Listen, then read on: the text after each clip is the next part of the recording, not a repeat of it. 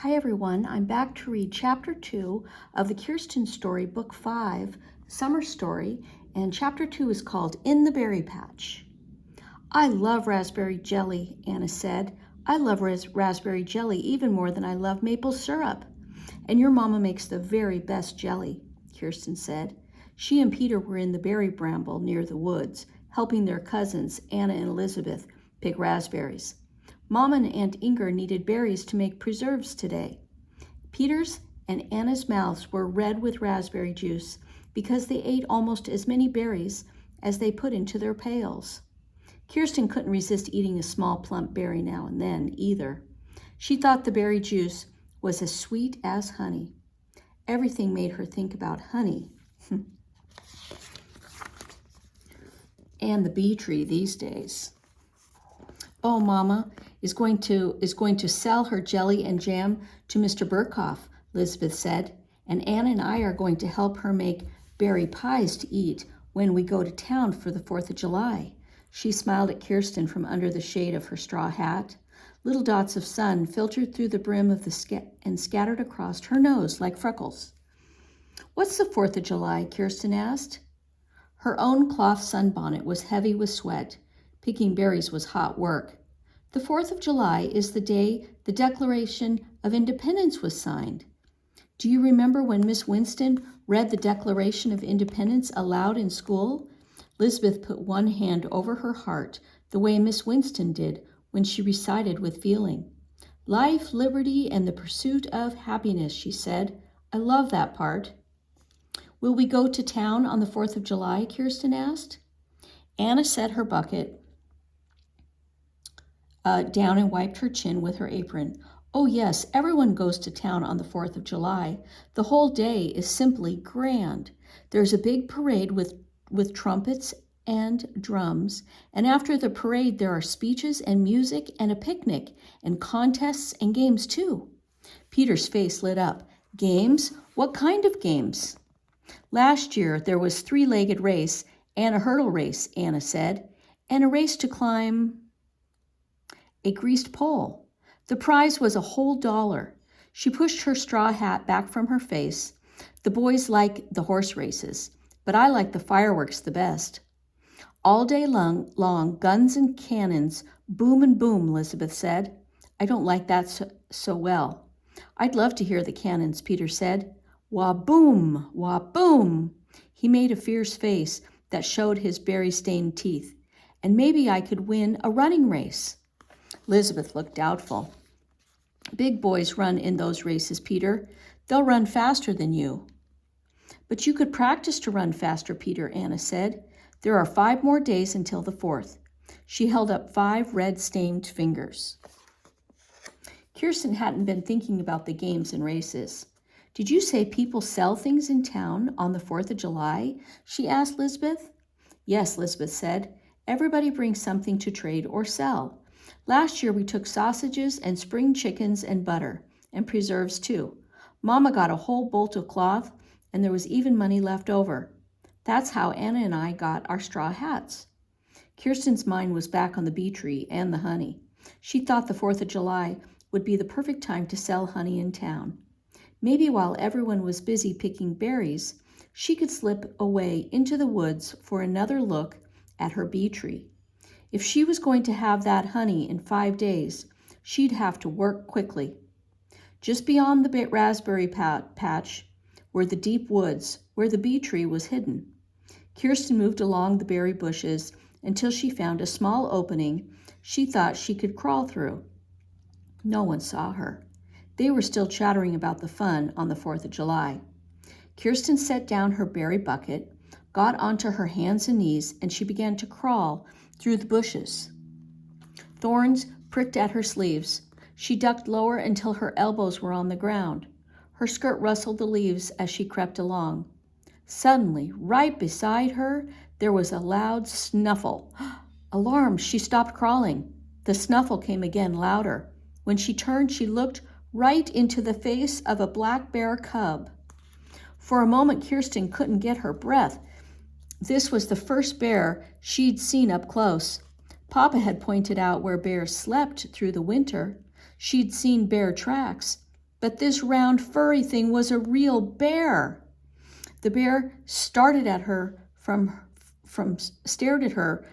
small black button eyes as it munched raspberries. As Kirsten stared back, the cub batted at the branch with its fat paw. Bits of leaves were caught in its thick fur. Kirsten felt herself smiling. The baby bear looked almost like a big puppy. She decided she had nothing to be afraid of. She thought it was even a good thing that the bear cub was up here in the berries, not over in the woods trying to raid the honey in the bee tree. Then something startled the cub. It padded clumsily out of the berry patch and into the woods. A moment later, Kirsten saw Elizabeth thrashing through the bushes. "Kirsten, where are you? You wandered off." "I'm right here," Kirsten called. She tried to think of something to say so Elizabeth would stay where she was and not get any closer to the bee tree. "I thought the berries would be thicker here, but they're not." As Kirsten moved toward Elizabeth, her foot hit her berry bucket. It tipped and the berries spilled. She sat back on her heels to collect the spilled berries. "I just saw a bear cub. I think your footsteps frightened it away." Elizabeth's mouth dropped open. "You saw what?" "A little black bear cub," Kirsten said. "Where did you see it?" Elizabeth said. "It was right here in the bushes." Kirsten gathered a double handful of spilled berries. "Leave the berries, Kirsten," Elizabeth whispered. "If there's a cub, the mother bear is sure to be nearby.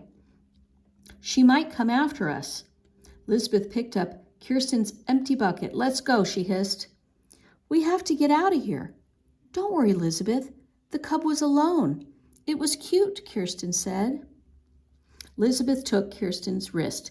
"Cubs look cute, but bears are wild animals, Kirsten. Stay far, far away from them. They won't bother us if we don't bother them." But I wasn't bothering the cub. "We just looked at each other," Kirsten said. "Anyway, it's gone now. But I'm sure it went back to its mother, and mother bears are dangerous when they're taking care of their cubs. The mother bear would chase us if she thought we'd harm her baby. If she caught us, she'd use her teeth and her claws. Come on, we'll look for berries somewhere else." Elizabeth was almost 13, the oldest of the children. Kirsten knew she couldn't ignore what Elizabeth told her. She got to her feet and followed her cousin to a different part of the woods. As they walked, Kirsten said to herself, "Nothing will keep me from getting my honey, not even bears." Still, she was glad the only bear she'd seen near the bee tree was the little bear. Okay, and chapter 3 is called Bears. The next morning, Kirsten stayed in the barn after she and Aunt Inger had finished milking the cows. As soon as she was alone, Kirsten searched for Papa's bee veil. She knew she'd need to wear it over her head to protect herself from bee stings. She found the veil on a shelf with the maple syrup buckets. She thought a syrup bucket would be good for carrying honey, so she took one. She took Aunt Inger's dipper, too.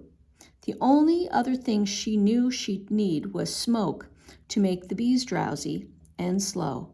She remembered that Papa had lit a torch near his hive back in Sweden. She decided she could burn a piece of pine wood for a torch. She would ask Peter to hold it. Kirsten hid her supplies behind the barn and went to find Peter. He was down at the stream getting water for Mama. "Peter, you've got to help me," Kirsten called. "Help you do what?" he said. "Help me get the honey from the bee tree. I've got everything we need to do it today." Peter waded out of the stream with a full bucket. "Did Papa say we could?" "I didn't ask Papa. I want it to be a surprise. I want to surprise everyone. Think of what Mama will say when we bring home a whole bucket full of honey." "I'm thinking of what Papa will say if you get hurt," Peter said. "I won't get hurt. I know just what to do. And if you help me, I'll give you some of the honey for your very own. I bet you could sell it at Mr. Burkhoff's store and get that little knife you saw there. Then you could whittle just like Lars does." "I'd like a little knife," Peter said, slowly. But still he looked worried. "Take the water to Mama, then meet me behind the barn," Kirsten said. "Don't let anyone see you." She ran off before he had a chance to argue. After what seemed like a long time, Peter came to where Kirsten waited. She took his hand and squeezed it hard. "Good for you, Peter," she said. "I knew you'd be brave enough to come with me. Here, take the dipper." Right behind Peter came Carl. The pup jumped against Kirsten's legs. "Go home, Carl," Kirsten whispered. "Shoo." But Carl wouldn't go home. He licked Kirsten's hands and barked with excitement, as if he were in on the secret. "He wants to come with us. Can't he help too?" Peter asked. "Well, I suppose he could stand guard for us if bears come near the bee tree." "Carl can chase them away," Kirsten said. "Bears?" asked Peter. "I just mean there are bears in the woods, and bears like honey, that's all," Kirsten said quickly. "There's nothing to be scared of. Let's go." Kirsten led the way into the forest. She and Peter and the pup climbed a steep hill, then went down the other side. Soon they could hear the sound of the bee tree. "Listen to that hum, Peter." "We're almost there," Kirsten said. When Peter saw the bee tree and heard its loud hum, his eyes went wild. "I didn't know there were so many bees in the whole world," he said. Caro dashed around the clearing. He sniffed the ground, but being stung had taught him not to go anywhere near the bees. Kirsten set the bucket by her feet and picked up a pine wood stick for a torch. "You'll hold the torch right by the hive to keep the bees quiet while I dip out the honey," she told Peter. "But first I have to put on the bee veil." "Can I get under the veil with you?" he asked in a small voice. "You can stand under the veil if you keep one hand out to hold the torch. Hold down your shirt sleeves, Peter." As Peter started to roll down his sleeves, Caro began to bark fiercely. Nearby, twigs cracked as something moved in the bushes. Caro ran toward the noise, yipping. Then the bear cub tumbled out of the thicket with Caro right behind. "Oh no!" Kirsten cried. She dropped the bee veil in alarm. She hoped the cub was alone again. She hoped its mother wasn't near, because if a mother bear saw Caro chasing her cub, there would be trouble. The bear would think her cub was in danger and come after them. Kirsten shook her apron and called to Caro. "Caro, stop it! Stop! Leave the cub alone!" Caro turned to race the cub and bared his teeth. The cub growled back. Caro snapped and the cub showed its sharp teeth. They were going to fight. "We've got to get Caro, Peter," Kirsten cried. "Quick, quick!" "Come, Caro," Peter yelled. He picked up a stone and threw it at the cub. "And you, bear, you scat." Just then a deep growl echoed through the forest. Something huge broke through from the shadows. The mother bear rushed to protect her cub. She lumbered swiftly toward, her head swinging. Wow. She snorted at Caro, then flipped the pup away from her cub with a swift blow of his shaggy paw, or her shaggy paw. Caro yelped in pain as he landed in a pile of leaves. Then he was on his feet, streaking back home the way they'd come. The bear turned to lick her cub, and Kirsten realized she and Peter had just this one chance to get away. She grabbed Peter's hand. "Quick, climb that tree." They raced to the far side of the clearing, and Kirsten made a step for Peter with her clasped hands. He jumped into it and stretched for the lowest branch of the big oak. He caught it, and Kirsten boosted him until he got a good grip. Peter dangled a moment. She shoved, and he threw his leg over and scrambled up onto the branch. "Climb fast," Kirsten cried. "Don't stop." "You come too," Peter said. "Here's my hand." She grasped his hand and the branch and struggled up after him. Bits of bark showered onto her face as they climbed higher up in the tree. The mother bear muzzled her cub. Then she stepped in front of it and looked around the clearing again. Kirsten's ears hummed like the bees in the bee tree. Everyone knew black bears climb trees easily. The bear could come right up this tree after them. Again and again the mother bear shook her head, growling and snorting. Then she charged towards the tree, her paws slapping the ground like drum beats. She stopped about 10 feet away and peered up into the branches where Kirsten and Peter hung on. "Dear God, please make the bear go away," Peter prayed. His eyes were tightly closed. But Kirsten couldn't take her gaze from the bear. She could see the sharp teeth and long claws. It was so close that she could smell the musky stink of its fur. If the bear came up the tree, she and Peter wouldn't have a chance. Slowly, still watching the tree, the mother bear rose up on her hind legs. Her thick fur hung like a black robe as she sniffed the air. Then she lowered herself down onto all fours again and began to back up toward her cub. When she reached the cub, the big bear gave it a swat as if to say, "Mind your mother." The cub scuffled into the woods, and its mother followed, looking back once over her heavy shoulder. The branches closed behind them and they were gone. Kirsten let her breath out very, very slowly. "Peter, are we still alive?" he whispered. "The bear went away," Kirsten said. "Open your eyes." Peter squinted 2 thin slits of blue. "Will it come back?" "I don't know," Kirsten said softly. She got a better grip on the branch she held. "I'm afraid to climb down," Peter said. "Me too," Kirsten tried to swallow, but her mouth was too dry. "Oh, Kirsten, the bear hurt Carl. Carl could still run. He'll be all right." "Don't cry," Kirsten said, but she felt tears on her own cheeks. She bit her lips and looked down at the claw marks in the dirt below them, then at the deep scratches around the bee tree.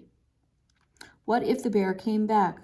Oh, why had she decided to come here with no one but Peter? Why did she think she could get the honey herself? Why hadn't she been more careful? Kirsten and Peter were still clutching the highest branch of the oak tree they'd climbed when they heard someone shouting in the distance. "Kirsten? Peter? Where are you?" "It's Papa," Peter cried. "Here," Kirsten called back to him. "We're here, Papa." She remembered the whistle she wore around her neck and blew 3 short blasts. Papa called again. His voice was closer now. Then he strode into the clearing, carrying his big rifle. Peter began to skid down and slide down the tree to him, but Kirsten stayed back. "Watch out, Papa," she cried. "A bear chased us. It might be close by." She looked down through the leaves at Papa's red face. Papa set his rifle against the tree. "I've got my gun, but no bear would come near this noise. They want to keep away from us as much as we do from them. You two come down here." Peter jumped from the lowest branch into Papa's arms, but Kirsten was almost as afraid of Papa as she had been of the bear. Papa sounded very angry. "Are you all right?" he asked Peter. Peter nodded. "Kirsten, are you all right?" "Yes, Papa," she said. "How did you find us?" Peter said. He held on to Papa's neck. "The pup came home with his leg bleeding," Papa said. "It looked like a bear had clawed him. I know he likes to tag along with you two, and I was afraid you'd met up with the bear. So I grabbed my gun and followed the trail of his blood back through the woods. Then I heard your shouts and the whistle." He set Peter on the ground and held his arms up to Kirsten. She jumped down, her face hot. Papa set her on the ground and took her shoulders in his strong grip. "Tell me what you're doing here," he said sternly. When Papa was angry, his eyes seemed to burn like the fire in the cook stove. Kirsten kept her gaze on her dusty feet. "I found that bee tree, Papa," she said. He glanced at it for the first time. "Well, that's a good find. Go on." "It's full of honey," Kirsten said. Peter and I wanted to get the honey for you. We thought you could sell it at the store." She tried to smile, but her lips felt numb. "And you went to get it by yourselves?" Papa asked. Kirsten said she knew what to do and that we could surprise you, Peter said. "You agreed, Peter? You said yes?" "You said yes," Kirsten hissed. "Then Carl chased a cub and the big bear came," Peter hurried on. Papa stroked his beard. There were deep furrows in his brow, like the ones his plow made in the field. Did you know bears came to the bee tree, Kirsten? I saw a bear once, but only a baby, she murmured. But you know mother bears are always near their cubs to protect them. You did a very, very foolish thing. You put your life and Peter's life in danger. You've got to be careful in the woods, Papa's voice boomed. Peter pushed between Papa and Kirsten. But Kirsten saved my life. When the big bear came, she helped me up the tree so I'd be safe. She was very brave. Papa took Peter's hand, then Kirsten's. Listen to me. It isn't brave to go near bears. It's dangerous. The only way to be safe from bears is to stay away from them. And never, never go near the cubs. Do you hear me? I'm sorry, Papa. Kirsten could hardly hear her own voice. We thought you'd be happy about the bee tree, Peter whispered. We thought that if we brought you the honey, you'd be able to get all the things that you need at Mr. Burkhoff's store, Kirsten added. The honey in this tree will be valuable, I'm sure of that, Papa said, but the bees are an even better find. Papa looked stern. If you had broken into the hive with the dipper, you would have destroyed the colony of bees.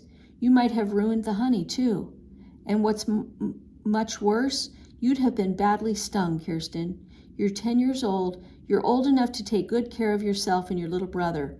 You're old enough to know better. Kirsten was ashamed. Because of her recklessness, she'd put Peter in danger. The pup had been clawed. Mom and Papa were frightened and upset, and she had almost destroyed the treasure she'd found. She couldn't keep tears from rolling down her cheeks. Oh, Papa, I'm so sorry. Truly I am. Papa leaned down and looked into her eyes. I can see I don't need to paddle you. You've been punished enough. Come home now. I picked up the bee veil and the syrup bucket, then his rifle. Oh, he picked it all up. I'll come back tomorrow and take the honey and the bees to the farm. All right, and that is the end of chapter 3. And next time we'll read chapter 4 called Bringing Back the Bees.